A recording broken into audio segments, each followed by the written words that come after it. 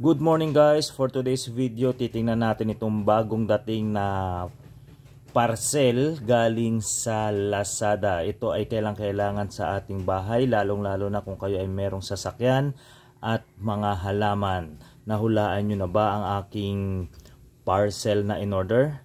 Ito ay nagkakahalaga ng 146.10 pesos kasama na ang shipping fee. Kung nahulaan nyo ang bagay na ito, tama po kayo, ito ay yung garden hose. Ayan.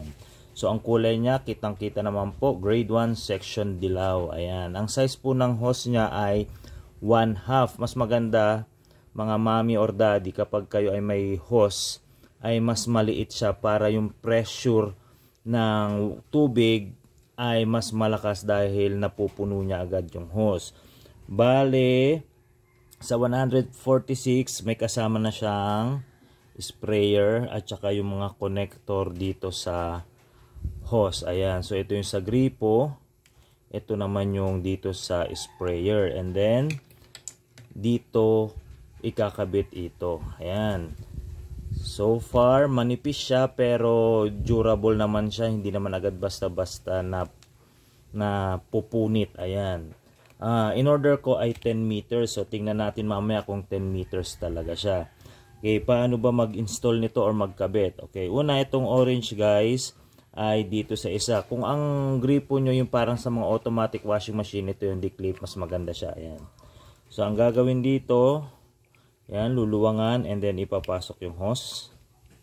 Okay, ipasok natin dahan-dahan. Okay. And then pag napasok nyo na, hihigpitan. Ayan. Okay, wag lang sanang mag-crack. Ayan. So ito ang nakalagay sa faucet, and then ito naman yung sa dito sa sprayer niya. So ganun din, luwagan natin ito and then ipapasok natin ito. Ayan. Ganun lang kadali, and then pag napasok, ilalak natin. Ayan. Okay. So ganyan siya. Ganyan na siya. Ito sa may faucet, tapos ito dito sa may sprayer. And then ito naman guys, meron siyang lock, luwangan nyo lang. Then ikabit nyo siya. Yan, pag nakabit na, higpitan nyo. Okay. Ayan. So ngayon, ite-testing natin ito doon sa bagong gawa kong linya ng tubig sa may labas. Let's go. So yan guys yung bagong install ko o linya ng tubig na kinabit ko dito sa bahay. At ito na yung hose. Okay. So ikakabit natin. Yan. Ito yung declip. So ibababa nyo lang to. Papasok nyo. Ayan. Tapos na. Okay. And then tingnan natin kung gaano kahaba itong hose. Ayan. So mahaba siya. So tingnan natin kung hanggang saan tayo. Ayan, so 10 meters daw ito eh. Malambot lang siya pero pwede na rin sa halagang 146 pesos. Ayan.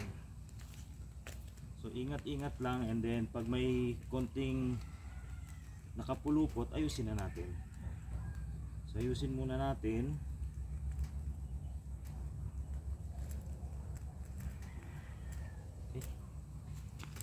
Natin kung hanggang saan.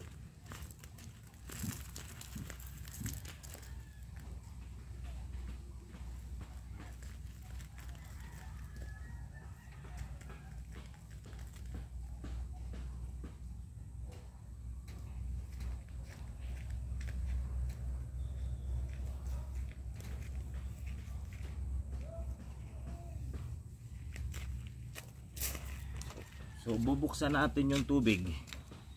Ito. Ayan guys, bubuksan natin yung tubig. Ayan. Okay. Then tingnan natin kung malakas yung pressure nung hose. Bale ang downside niya guys, medyo manipis siya, mabilis siyang matupi. Kaya kailangan time to time chine-check nyo para hindi napuputol yung linya ng tubig. So binuksan ko na guys, tingnan natin kung okay yung binili natin. So far dito, wala naman siyang tagas. Doon na tayo sa may dulo. Ayan. Okay.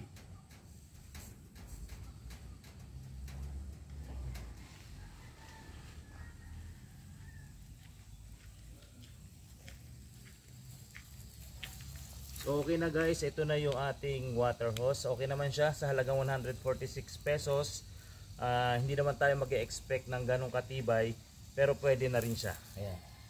So feeling ko 10 meters din siguro to, or more or less. Ayan. Ayan. So okay naman yung sprinkler niya, and then pag sinarado ko, ayan. O, wala naman tagas. So sulit ang pagkabili natin sa water hose na to na nagkakahalaga ng 146 pesos. So hanggang doon na lang. Kung gusto nyong bumili, mag-order na lang kayo sa Lazada. Bye bye and thank you.